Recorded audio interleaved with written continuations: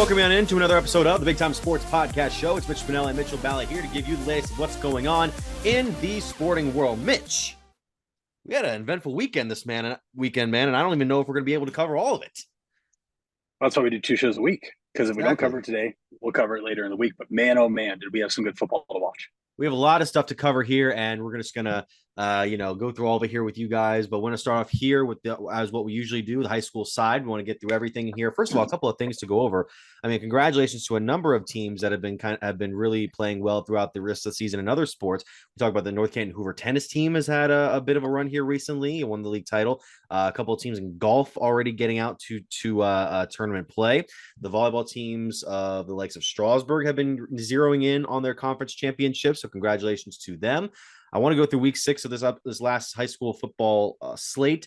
I want to talk to you about what happened against the Lake Blue Streaks, because that game was a big Federal League matchup between Lake and Jackson. You were there, and I want to know what your take was of what happened to Jackson, because Lake ended up pulling out that victory. What happened to Jackson is they ran into a buzzsaw defensively in Lake. Lake's defense was some of the best I saw all season. Probably, honestly, Mitch, I've seen the most impressive over the past few seasons. Jackson barely had over 100 yards of offense. Jackson's only score came on an interception pick 6 by Anthony Fulline, which was his 3rd of the year. It cut the deficit at the time to 13-7.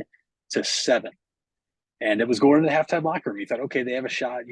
Jackson will maybe figure this out. I mean, this is a team that has already scored a number of points this season, 39 points week 2, 49 points last week against Perry.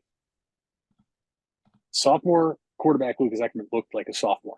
And that's not something that I say lightly, because he's been tremendous so far. But the Lake defense was incredible, swarming to the ball, 10 sacks on Jackson. That doesn't even include the hits they had on Eckerman. 10 whole sacks, numerous tackles for losses. Jackson just couldn't get anything going offensively, and Lake did just enough offensively to win the game, because Jackson's defense, for the most part, Mitch, was still very strong.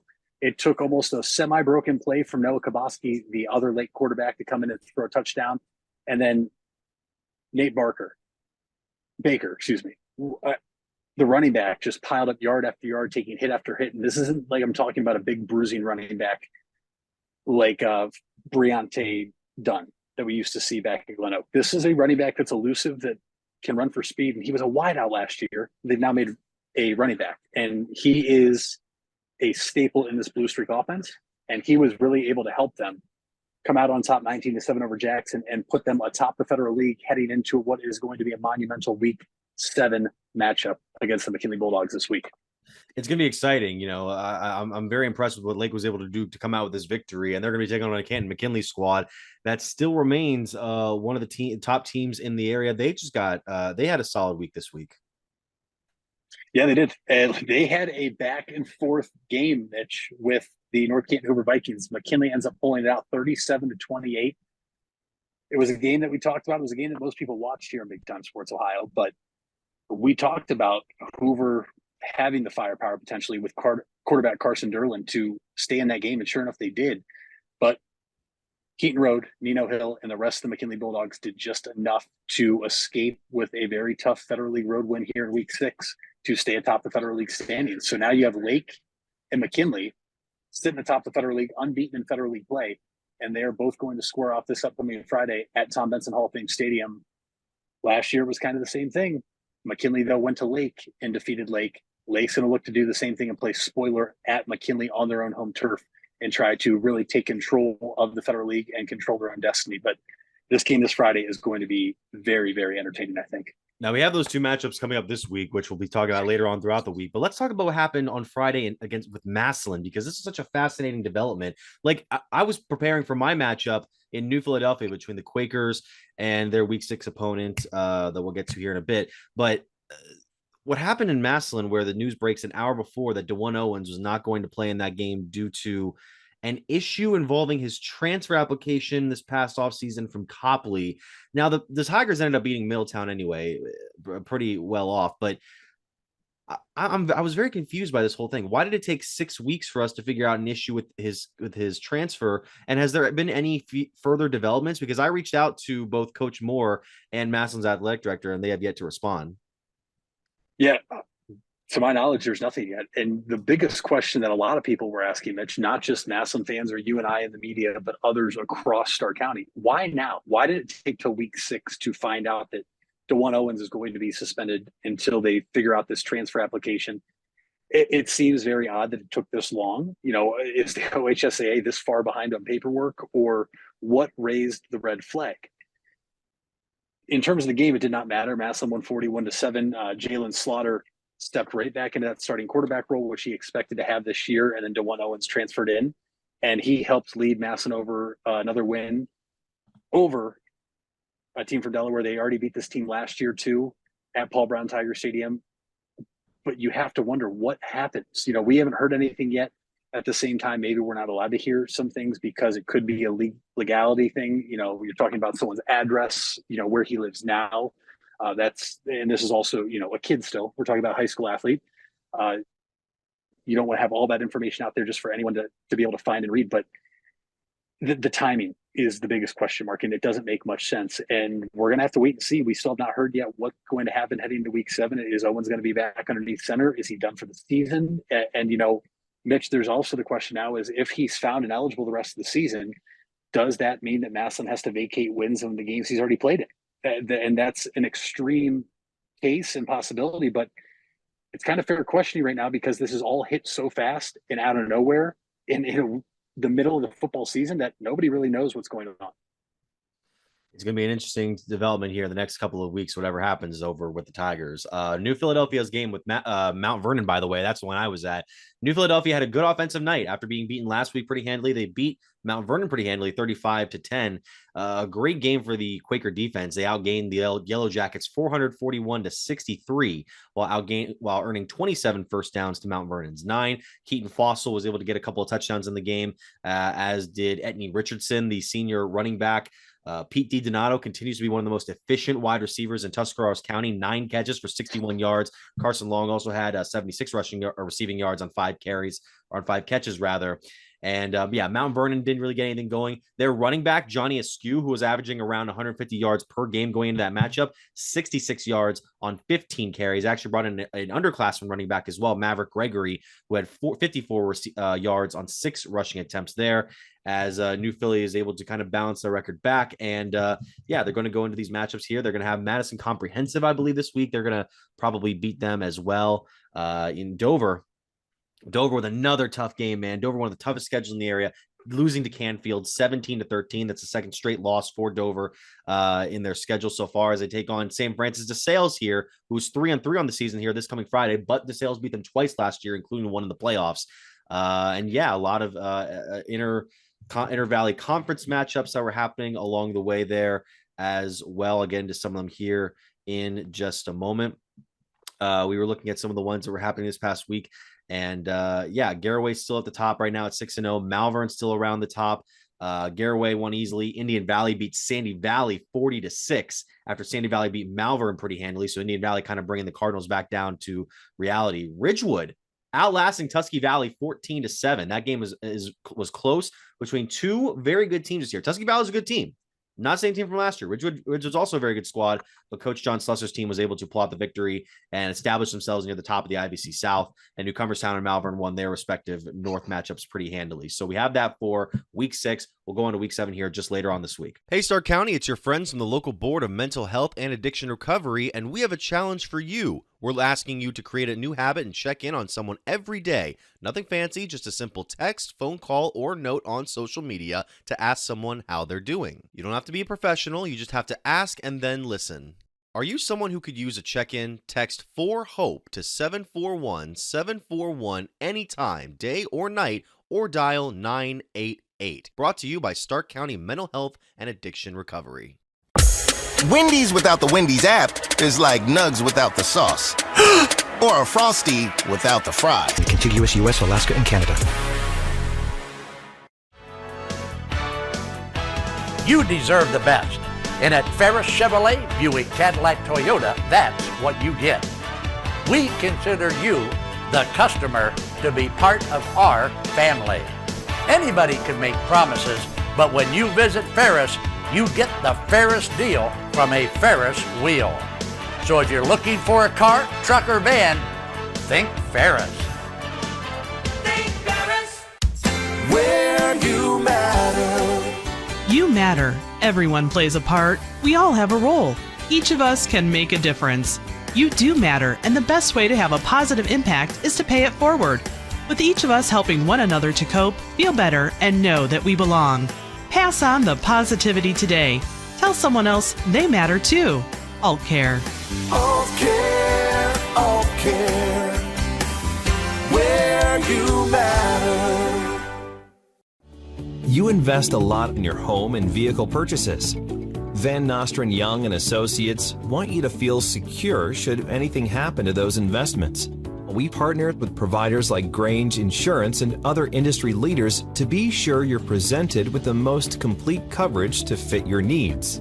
Because we're not only here to protect the items you invest in, we're here to protect your future as well. Call Van Nostrand Young Insurance in North Canton at 330-497-1867. Happy Sardiversary with Sarda rider Anthony. We're celebrating 25 years with our valued riders. And I absolutely enjoy riding the buses. I get to know a few of the drivers, very respectful, very professional. Just an all-around about good experience. It helps people get to where they're going. Disabled, veterans, or people going to work. Thanks to all our riders as we celebrate Sarda 25 at Sarda. Okay, Mitch, let's talk about what happened Saturday night, because I was not watching on television. I was actually driving home from covering the Guardians game, which, you know, that was one where it's like, of all the times to be covering a ball game that night, it's when it's also including two of the top college football teams of the year. People were wondering this is going to be a game of the year matchup, and I was not expecting a game of the year game to follow it, but it certainly did so. I was just getting back into town when I hear Paul Keels on the radio make that final call. And by the way, Mitch, a Hoban alum making the difference that Saturday night in one of the top 10. This has to be one of the top 10 primetime matchups we have ever seen from an Ohio State football perspective. And it couldn't have ended any better. And if you're on Notre Dame's squad, particularly for Lou Holtz, it could not have ended any more heartbreaking. It's just like, I can't believe the Buckeyes pulled out that victory the way that they did. It's kind of unbelievable. It was such an entertaining game. And generally when you have ranked matchups going against each other, there's always going to be a lot of hype and a lot of buzz. But when Ohio State and Notre Dame get together, Mitch, there's always a lot of hype and a lot of buzz because they're one state away. The fan bases are so loyal and just all about that team. Ohio State beat Notre Dame last year in an ugly game in the Horseshoe, but then with how Notre Dame started off the year and Sam Hartman, the transfer quarterback, and how he had been playing, and the running back S-Time, and being one of the leading rushers in the country. Ohio State has this inexperienced quarterback in Kyle McCord going on the road into what is going to actually be his first hostile environment. You weren't sure what to expect. And Ohio State dug deep, and with their backs against the wall, Kyle McCord showed you just how good he can be and that the pressure does not faze him. And you get all the way down to the 1 yard line with 7 seconds left, and you spike that ball. And you roll out right, trying to get it to the best wide receiver in college football, Marvin Harrison Jr. Doesn't happen. And then you run the ball with Chip Trayanum on the last play of the game, and you get it. And Ohio State is a walk-off winner, 17-14. Technically, there was 1 second remaining on the clock. 17-14 walk-off winner. I mean, it was such an entertaining game. Notre Dame's defense and offensive line, Mitch, I thought were very impressive. I think that might be the strongest part. Their secondary is pretty strong, limiting the Ohio State passing game at times. It was so evenly matched. Ohio State had 366 yards total offense to Notre Dame's 351, 22 first downs for Notre Dame to 19 first downs for Ohio State. Notre Dame wins the possession battle almost 35 minutes to Ohio State's 25 minutes. But the defenses came to play. And now I really have faith in Jim Knowles and this Ohio State defense after seeing how they played against a team that was coming in red hot 4-0. They played week 0 in college football this year. So they had that extra game on Ohio State. What a huge win for Ohio State. It's already jumped them 2 spots in the AP poll. Picking up a ranked win on the road, let alone a top 10 ranked win, is mighty impressive. And the Buckeyes now off this week. They get to rest a little bit. You know, Marvin Harrison Jr. was banged up a little bit, but Emeka Ibuka had a sensational game. 7 catches, 96 yards. He stepped up when the Ohio State needed him most. Travion Henderson had 104 yards rushing, but Chip Trainum had some big runs, including the ultimate winning touchdown with the second left. So, I mean, Ohio State got plenty of help from all over the field from numerous players on Saturday night. We got to talk about, too, Julian Fleming making a couple of big catches down the stretch, including that one on the final drive. Cade Stover was the leading receiver for Ohio State that night. That guy's been in the league, been in college for like 8 years. He was able to step up well as a big bruising receiver and slash tight end. But we got it's what everyone's talking about. What happened afterwards, where I knew once you heard the sports information director kind of whispering in his ear, and you hear Ryan Day say, "Watch this," you know something was about to happen. But I was not expecting the Lou Holtz thing to come out of nowhere, because look, we knew what we saw on the Pat McAfee show just a few days prior. And obviously Lou is more so for Notre Dame than he is for Ohio State, even though he's been at Ohio State coaching before. That's totally fine. I don't think that was – I think we know by this point that wasn't Ryan Day trying to throw a shot at Lou Holtz. That was him trying to throw a shot at every person in Columbus who wants this man to lose his job, even though he's been in playoff contention over the last 3 or 4 seasons, rather. I mean, this was a big test for him, because the knock on Ryan Day was you can't win the big games. You can't beat Michigan. You can't beat Georgia. You can't beat Alabama. I'm not saying that Notre Dame is among the caliber of what those teams were, but this was a Notre Dame team that came to play and was in the one of the meccas of college football, and you survived when your back was against the wall. You stared defeat in the face, and defeat blinked first. That was such a as much as people were kind of getting on Ryan Day for coming after an 86-year-old man, and granted the semantics of it are understandable, I could not have been more excited to have. I wanted to like go up and sign up for the U.S. Army after hearing Ryan Day's talk after that. Yeah, you pointed it out. A lot of people have been on him because of the inability to win the big game. More so beat Michigan the past 2 seasons. More so, you know, they had Georgia beat for the most part last year in that college football playoff semifinal game. And, you know, if Marvin Harrison never gets hurt, has to leave that game. If he stays in, you would just wonder if Ohio State's able to come back and win that game and ultimately go play for a national championship. But Lou Holtz was the one called out because he was the most recent one to do it. But to your point, I think that was directed towards everybody that says Ohio State's not tough, right? They haven't looked tough against Michigan the past 2 years. I don't think it's really unfair to say that. Michigan has beat the Buckeyes' butt 2 straight years, and we're not used to that. But that game showed you that Ohio State is tough, that they will handle and battle through adversity. I mean, this is a game that Ohio State led 10-0, and the next thing you know, you're down 14-10. And you stared defeat right in the eyes, like you said, Mitch, and defeat blinked first. Notre Dame got caught off guard, only having 10 guys in the field. Yeah. And you know, it's things like that you have to take advantage of. And Ohio State took advantage of it, and they realized where the hole was on defense, and they attacked it with that last push to get in the end zone to win the game, and it happened. And that's a giant win for Ohio State, not only this season, but for Ryan Day as well. I felt so bad for Marcus Freeman, and not just because he was at Ohio State at one point, but like he's a guy that can do something good for Notre Dame and has kind of brought them back into the national stage here in the last 2 years. He took accountability after the game, said that was on me. And I think he's probably going to learn from that as a young head coach. But at the same time, it's like, oh, it's that huge wave of relief that was going to wash over me. That game had such good juju. That win had such good juju that the next day, if the Cleveland Browns had gotten blown out 4-0, I would have been like, okay, but they didn't. And that's how we're going to segue into it, even though I want to bring up just before that, that win brings up Ohio State number 4 in the AP rankings behind Georgia, Michigan, Texas. Did you see the news today that we were 200,000 viewers away from matching Colorado and Oregon's game in viewership?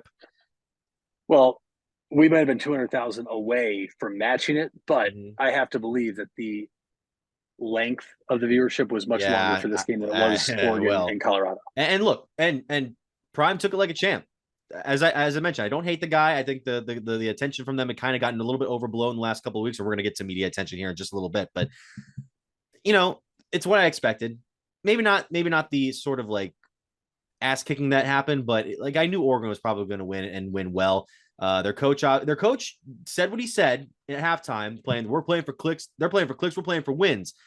But he kind of toned it back afterwards and kind of said, like, hey, look, Prime's done a lot of great for the sport right now. He's doing a lot for Colorado, and I respect it, but I'm here to win games. And that's what they did on Saturday. And it's going to get trickier for Colorado. And it was kind of weird just to see after one half, all that momentum of attention from the last 2 weeks has kind of come to a halt. It's not going to go away forever, but it's going to it's the peak. We've reached the peak now, and they're gonna, kind of go back to reality here in a bit. Although a couple other teams here, Michigan obviously won, Texas won, Georgia won, Florida State beating Clemson. Man, this team actually might. I mean, I still think they're kind of pretenders a little bit, but they're still winning, and I'll give them that. They're finding their ways back into it. Penn State. Go ahead. I think a majority, Mitch, if not all of college football right now is pretenders. I think this is the most wide open we've ever seen. I think Georgia even has its flaws, but at the same time, not playing anybody. Being a two-time defending national champion, they get the benefit of their previous years to stay number one. And until somebody knocks them off, that's how it should be, in my opinion. Michigan got off to a slow start versus Rutgers. It was 7-7. Texas, they beat Bama, but is Bama the standard of what we've seen from Bama? It sure doesn't look like it. Florida State is finally good, but is this more so us hoping Florida State is good, or are they fluky? I think they're realistically, Mitch. I think you look at the top 10 right now. I might even throw top 12 in there because I think Alabama still has a shot. I think any of the teams inside the top 12 right now have a legitimate chance. As crazy as that may sound, people might say, okay, well, Washington, no, Utah, but at the same time, they keep winning, controlling their own destiny. Everything's going to shake out and take care of itself. Same like Ohio State, Michigan, it'll take care of itself. But this is the most wide open it's been in years. So Florida State, I think, was exposed a little bit in that win over Clemson in overtime. They got lucky. Clemson missed the game-winning field goal. But at the same time, everything will take care of itself here over college football season. I think they got more exposed from that Boston College game rather than Clemson, because Clemson still got like big recruits and a good coach and everything. Mm-hmm. I'll tell you what, whoever wins the Pac-12 is going to have the Heisman winner, because you got Bo Nix, you got Caleb Williams, and you got Michael Penix, from Nebraska quarterback, Indiana, excuse me. Yeah, I knew it was a Big Ten team. I wasn't sure, but this guy is racking up numbers for Washington. They are scoring like crazy, and I'm curious to see which of those three will outlast the one another. I mean, Utah is also there as well, but I can't name the quarterback for Utah or what he's doing right now. Vive Auto Sales, located on West High Avenue in New Philadelphia and Cleveland Avenue in Canton, is a used car dealership committed to getting financing for everyone. We give every customer that walks in our showrooms a prime buying experience, no matter their credit score or financial situation. Current inventory can be viewed at www.wefinancenow.com. Check out our Facebook pages for the most up-to-date information about upcoming events and promotions happening at Vive Auto Sales. Are you trying to increase your speed, quickness, vertical leap, and agility? If so, NST Sports Performance is for you. NST trains athletes ages 5 through pro. NST designs each program specific to the athlete's needs, goals, and sports. For more, visit nstsports.com. Locations in North Canton and New Philadelphia. It's nstsports.com. If you're looking for a new or pre-owned car or truck, why not see the Parkway Auto Group? Parkway is a special group of automotive experts with 8 brands to satisfy your needs. Come see the difference at the Parkway Auto Group on Commercial Parkway in Dover. 8 brands and 1 family. It's Parkway Auto Group. The Furby Electric Supply Company has bright ideas for your home. Save money by converting to energy-efficient electrical products or add ambiance with beautiful lighting features. It begins with a professional consultation and a visit to the Furby Lighting Showroom. Then certified Furby contractors complete your project right and on time. Since 1934, 4 generations have built a reputation of quality and trust, and they offer emergency services too. Just visit Furby.com. That's F-U-R-B-A-Y. The Furby Electric Supply Company. It takes a lot of practice to have a winning team. Albin Title has over 100 years of combined experience handling real estate, title, and escrow transactions. They serve Tuscarawas, Stark, Carroll, Harrison counties, and more. So choose Albin Title for your next home refinance, sale, or purchase. They'll get it done quickly and professionally. Contact Albin Title at 330-334-5800 or visit their website albintitle.com. Let them put their experience to work for you. We all have 206 things in common. Our bones keep us up and moving. And we at Cleveland Clinic Union Hospital care about every single one of them. From the tip of your finger to a brand new hip, our orthopedic experts will keep you going while keeping you safe. For every break and breakthrough, for every bone and joint, for every care in the world. Get the care you need when and where you need it. Visit unionhospital.org. Fall is in the air and part-time career enhancement courses at Buckeye Career Center are on the horizon. Registration is now open for Introduction to Beekeeping, Basic Small Engine Repair, and Sign Language. These part-time offerings run on Tuesday evenings and begin in November. Let Buckeye Career Center help you learn a new skill or advance your current skill set. Call 330-339-2288 for more information or to reserve your seat in one of these or our other part-time classes. Have you checked in on someone yet today? This is your reminder. A simple text, call, or message. You don't have to be a professional to check in. You just have to ask and listen. Are you someone who could use a check-in? Dial 988 24 hours a day, 7 days a week. A message from Stark County Mental Health and Addiction Recovery. But speaking of which, I messed up the segue from where we're going to the NFL. What the hell are we going to call this Browns defense? Because we were coming up with nicknames in the fourth quarter of Sunday's game. And I feel like you have a name in here, but let's hear it. Let's hear it. What do you got? This is not my idea. I heard this today listening to a show. Okay. Hell's Elves. Oh, okay. Oh, that's not bad. Okay, I like that. That's the one I like the most. That's the one that I think fits the most, especially now that we're embracing the elf. Somebody goes, it means you have to embrace it. It's the midfield logo. It's already embraced, folks. Could Jamar Chase have really started something like that? Could be so fast, because mine was more specific towards the coach that we hired in the offseason, but it doesn't roll off the tongue as well as yours does. Mine was the Schwartz circuit. Because a good friend of mine has one on a play on words with Schwartz's name, so I don't hate that one at all. He put in WMDs, which stands for Weapons of Mass Deschwartzit. I'm not gonna comment on your friend's take. Let's talk about the game.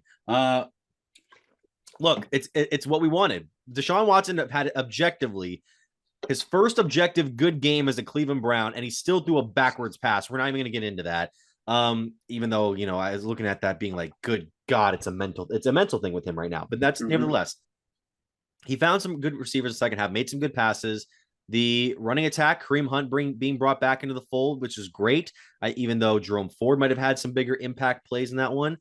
But again, Tennessee doesn't have the greatest offense, but when you're limiting Derrick Henry to 26 yards and making him look stumped behind the line and getting a sack right into halftime so Tennessee can't call a timeout or get a touchdown right before, that's such a momentum builder. And I don't remember a Browns defense like this in my lifetime. I don't remember this since 99 at all. This is such a fascinating development over these last couple of weeks that it makes me very, very excited for this upcoming matchup against the now, well, technically we're tied for the AFC North lead, even though Pittsburgh has the advantage over us because they beat the Raiders on Sunday night. My friend was like, oh, did you see us beat the Raiders? I'm like, yeah. Did you see everyone else beat the Raiders this season? They suck anyway, but no, that I like this matchup we're going into week. This might be more exciting than the what was it, the Sunday night game a couple of years ago or 2 years ago. This might be bigger than that. It's gonna be like at 1 o'clock in the afternoon.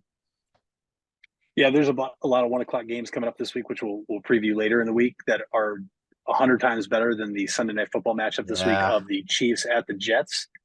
That's unfortunate, but at the same time means they get to go to bed early because that game will be over in the second quarter. Deshaun Watson has best game as a Cleveland Brown. That's about all there is to it. The defense is legit. To your point, this is the best defense I've seen in my lifetime since the Browns came back in '99. They are playing with so much swag. They are playing to their strengths, and it's been here for years now. The possibility of it, but it took the right defensive coordinator, which is now Jim Schwartz. Joe Woods wanted to do everything how he thought it should be instead of playing to his players' strengths, and that's what coaching can do. And when Schwartz decided, hey, we're going to play to our guys' strengths, Myles Garrett is going to be what TJ Watt is in terms of being able to line up wherever he wants, move around whenever he wants, and all of a sudden you see a team taking two tight ends to shadow him that forces a timeout and delay a game penalty like it did in this game against the Titans. Holy crap.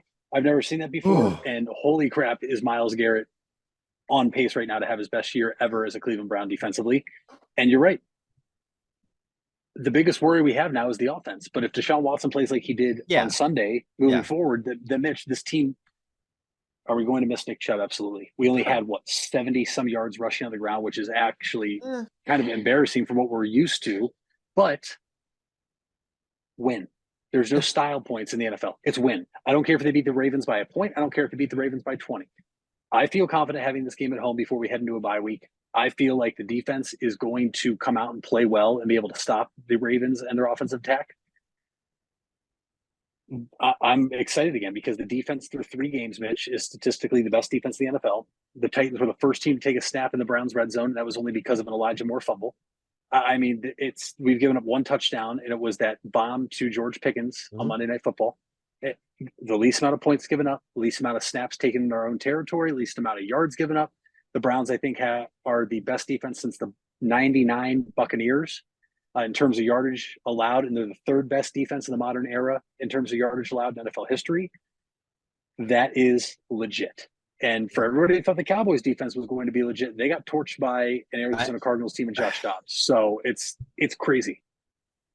I still don't know how that happened, and that leads us to getting some of these other games in. By the way, do you remember a few weeks ago with the lady getting like freaked out on the plane saying that person's not real?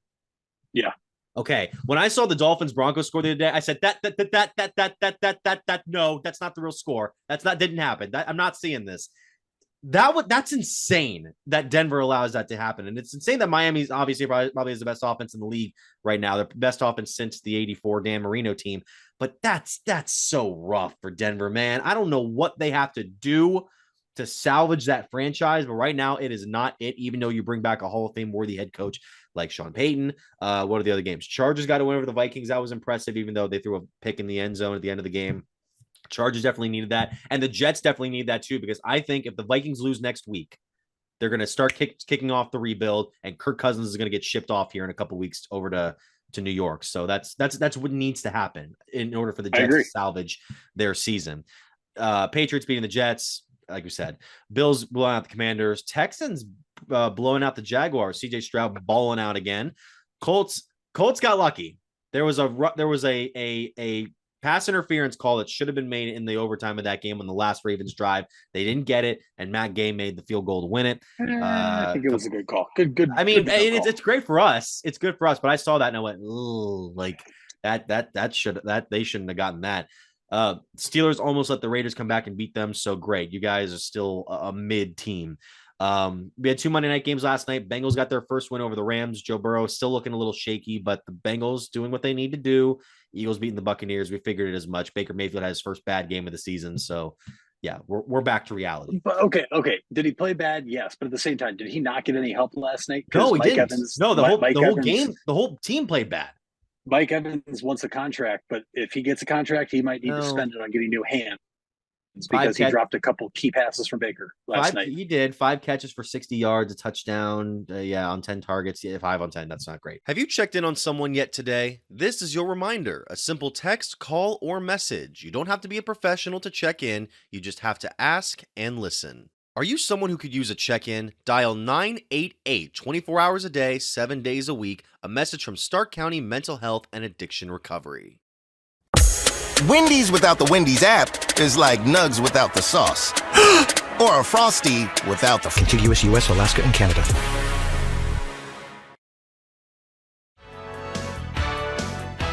You deserve the best. And at Ferris Chevrolet, Buick, Cadillac, Toyota, that's what you get. We consider you, the customer, to be part of our family. Anybody can make promises, but when you visit Ferris, you get the Ferris deal from a Ferris wheel. So if you're looking for a car, truck, or van, think Ferris. Think Ferris. Where you matter. You matter. Everyone plays a part. We all have a role. Each of us can make a difference. You do matter, and the best way to have a positive impact is to pay it forward. With each of us helping one another to cope, feel better, and know that we belong. Pass on the positivity today. Tell someone else they matter too. Alt Care. Alt Care, Alt Care. Where you matter. You invest a lot in your home and vehicle purchases. Van Nostrand Young and Associates want you to feel secure should anything happen to those investments. We partner with providers like Grange Insurance and other industry leaders to be sure you're presented with the most complete coverage to fit your needs. Because we're not only here to protect the items you invest in, we're here to protect your future as well. Call Van Nostrand Young Insurance in North Canton at 330-497-1867. Happy Sardiversary with Sarda rider Anthony. We're celebrating 25 years with our valued riders. And I absolutely enjoy riding the buses. I get to know a few of the drivers, very respectful, very professional. Just an all-around about good experience. It helps people get to where they're going. Disabled, veterans, or people going to work. Thanks to all our riders as we celebrate Sarda 25 at Sarda. You need to remodel your bath? You need JR Bath Company. Trust in the quality of JR Bath. It's fast, it's safe, and it's affordable. Call today at 1-800-664-2284 or go to jrbath.com. All right, let's talk about it. Let's talk about it with PowerPoint here as I pull up this thing right now. Okay, we're going to do this. We're going to do a little bit of that, and there we go. Okay. So the real truth behind Swelsey and how it will break an NFL franchise by Mitchell A. Spinell. This is, I worked on this for about 38 hours over the course of the end of the first slate of NFL games on Sunday to actually just now. And I wasn't able to finish it, so you'll be able to see why in a second. Let's start off here. Two subjects we have to talk about in mind. Travis Kelce, NFL tight end, occasional podcaster, and former reality show dating contestant. He is a two-time Super Bowl champion, an eight-time Pro Bowl appearer, and he's a Westlake, Ohio native, arguably the best Cleveland area athlete since LeBron James. I know LeBron was from Akron, but we're not going to bring that up. So we have that. He's probably one of the most famous faces in the NFL going into this season. Taylor Swift, pop star, occasional actress, and serial dater, a 200 million record seller, a 12-time Grammy Award winner who's currently performing on the Eras Tour, which is, as we knew from a couple months ago, was impossible to get tickets for. Now we have to talk about Taylor Swift and some of the things that, has been going on in her life even from the start of this year. We have to talk about what happened on Sunday between the Bears and the Chiefs here. Now, prior to the Eras Tour, Taylor had exited a previous era of her life in the Joe Alwyn era. That was her former boyfriend from 2016 to 2023. It's her longest publicly acknowledged relationship to date. In May, Swift was spotted with Matty Healy, the lead singer of the band in 1975. The two's relationship ended after just a few weeks. So Taylor is single for the first time officially in a while. And, she's dated a number of guys before, as we see on the list right there. And then it all heads to July 8th, 2023, when Swift performed at Arrowhead Stadium in Kansas City, Missouri. We have a picture of it right there. Okay, so trying to collect myself for this one. I got my notes here. I'm mixed up. I apologize. So it was prior to this concert that Travis, while attending mandatory Chiefs workouts, allegedly looked at a commercial for Swift's tour while repeatedly saying the phrase, "You belong with me." So Kelce reportedly proceeded to make a friendship bracelet bearing the digits to his cellular telephone, which he confirmed on episode 50 of the New Heights podcast, saying he was, quote unquote, a little butthurt that he and Swift could not link up afterwards.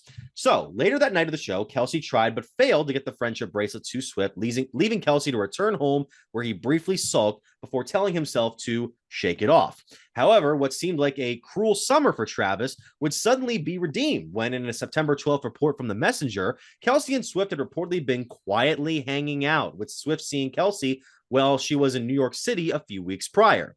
Now, these reports were disputed by some, and on last Thursday, it was being reported that the two had actually not been getting closer and that Swift was in her fun girl era and strictly having fun right now. This claim was later further suggested, albeit regretfully, by the Big Time Sports podcast show. Anyway, so in the 41-10 victory the Chiefs had over the Chicago Bears at Arrowhead on Sunday, it was not only revealed that Justin Fields may not actually be the guy for Chicago, but in fact, Swift on break from her tour, made a surprise appearance at the game, sitting in a suite with Kelsey's mother as he caught 7 passes, including a touchdown for 69 receiving yards, prompting Swift to scream what most of her fans say when the opening lights at her shows go down. You saw a video of her going at the game going, "Let's effing go." You can see it on the screen. So, as if that wasn't enough, a post-game video of both Kelsey and Swift, known as Swelsey by me, walking out of Arrowhead side by side. There you have it. One of the most recognizable faces and is romantically involved with one of the most recognizable faces in professional football. Truly a love story for the ages. Or is it? Because, Mitch, I have discovered a wealth of information here in the last couple of days. I have scoured the numbers. I have looked through the small details, and I have discovered a plan between multiple backdoors deals that might be leading to one of the greatest con acts in professional sports history. So without going through the slides here, I want to explain to you a couple of things as I get my slides up back here, because that is what I needed to share in order for this joke to work. I need to ask you a couple of questions, okay? Number one, who is Travis Kelce's brother? What is his name? Jason Kelce. Okay. Well, who does Jason Kelce play for? Eagles. Okay. Who played in the Super Bowl last season? Which two teams played in the Super Bowl? Chiefs and Eagles. Okay. So which player for the Kansas City Chiefs wears the number 0? You mean the Eagles? Wide running back for the Eagles. Yes. Swift. Okay. Who has gone on record saying that she is a Philadelphia Eagles sports fan? I'm going to spoil it for you. Taylor freaking Swift. It all is coming together. I take this off the screen here now because I need my notes. It is all coming together. This is part of the entire plan. This is a sabotage job from the inside from Taylor to avenge last year's heartbreaking Eagles loss in the championship game to the Chiefs. I can visualize her watching that holding penalty on James Bradbury at the end of the game and turning red with anger. Anyway, here's what's going to play out here in the next couple of months. The two are going to linked up over the summer. She's probably shacking down in Kansas City this fall as she prepares for the next half of her tour, which I believe starts again next month. By this point, when she leaves in November, Travis becomes lonely. Travis becomes codependent. Travis starts losing his game like the NBA All-Stars in Space Jam when the Monstars suck out the talent from the players. This is disastrous for an already depleted Chiefs receiving core. However, knowing how Kansas City operates, here's how it's going to play out. 4 things will happen. Number 1, Patrick Mahomes will still make plays and score enough to win games. Number 2, Andy Reid will make play calls while snacking on a ham sandwich. Number 3, Jackson Mahomes will continue to make TikToks and have people grow to hate him even more. And number 4, the Chiefs make it into the AFC playoffs and win out to reach the Super Bowl for the 4th time in 5 seasons. But here's what else will happen. In a considerably weaker NFC this year, the Philadelphia Eagles are probably by far the top team in the conference. They'll take advantage of the other teams cannibalizing themselves and reach the Super Bowl again for a rematch with KC. By this point in late January to early February, Taylor will already be active into the Eras Tour, with her first stop of the new year being in Tokyo from February 7th to the 10th prior to the big game. Here's what I predict will happen. Taylor and Travis's long-distance relationship starts to show cracks during the playoffs, the postseason, and the tour prep. Both high-pressure situations, a lot of details going into this. And with them not being able to console the other, it can get tricky. It can get emotionally difficult. Then, in a catastrophic move for the relationship, Taylor surprises her fans with more dates and more locations just after her Tokyo run in February, distancing herself from Travis for good. Travis is heartbroken. He's despondent. He channels all that bad blood between him and her into this game, playing the best he ever has in practice leading up to the contest. The day of the Super Bowl comes. First half is played. Travis is playing fantastically. Pretty even matchup between the two squads, but then it's time for the halftime show. And I don't know if you saw this yesterday, but it was announced that Usher would be the performer for this year's halftime show. Makes a lot of sense. He's had a number of big hits over the years. He's a part-time owner of the Cleveland Cavaliers. I sat 3 seats away from him at an NBA Finals game back in 2017. Now, as much of a tradition it is for musical artists to perform the game, what has been a common occurrence for these sort of Super Bowl halftime shows over the last decade or so? What typically happens when you get a big performer in here and at some point they've ran through about 5 or 6 songs? What do they usually do? What usually comes to be at the halftime show? Guest appearances. Thank you. And once Usher breaks out the hits like Scream and DJ Got Us Falling in Love, here's what I predict will happen. We see a smoky figure settling into the background of the stage. The camera pans closer and a shadowy figure emerges from the deep portion of the stage. And right there, wearing a sparkly, bedazzled, Swift Zero jersey is Taylor Allison Swift. The crowd goes crazy. Twitter is set on fire. The Swifties at the game, who were not expecting her to come out, actually start convulsing uncontrollably and have to be carted out on the bed things. This gets all the way to the locker room. Travis is stunned. He can't believe it. The man's mind is racing at 1,000,000 miles an hour and nobody can stop him. The second half begins. Mahomes keeps trying for Kelsey, who can't get open or get his hands on a ball. The Eagles maintain their confidence, pull away in the second half, and come away with their second Lombardi trophy in 7 years. And after the game, with the entire team celebrating, Super Bowl MVP Jason Kelsey is asked by Jim Nantz what message this championship sends. And all Jason does is lift the trophy, look into the camera, and say, directed to Travis, "Look what you made me do." New Heights podcast every Wednesday. And that was a giant waste of time that I just committed to. Anyway, so that's the end of the Big Time Sports Podcast show. Thank you guys so much for listening or watching. I'm being rude, Mitch. Anything to say on what I just went on for about 10 minutes? That was exceptional. You spent a lot of time research on that. I can tell. I can't give all the credit. I did see there was one TikTok, and I don't have it up, and I apologize. I'll probably post it later. But yeah, there was a girl who was like, she kind of had a similar conspiracy as to what's going to happen, but it was more outlandish than mine was. I was just kind of building on that, and I figured it would be funny. It probably wasn't, but we're going to sign off here. Any facts of the day from you, Mitch? No, because I'm just so stunned at that. So Tuesday, the 26th of September, call 2 p.m. Here's a shot, and now this could be one where we have to come back to the fact. Oh my Lord. I don't even know. It's either going to be the best dynasty run in the NFL ever, or it's going to be the best breakup album we have ever seen. So thank you guys so much for listening or watching to the Big Time Sports Podcast show.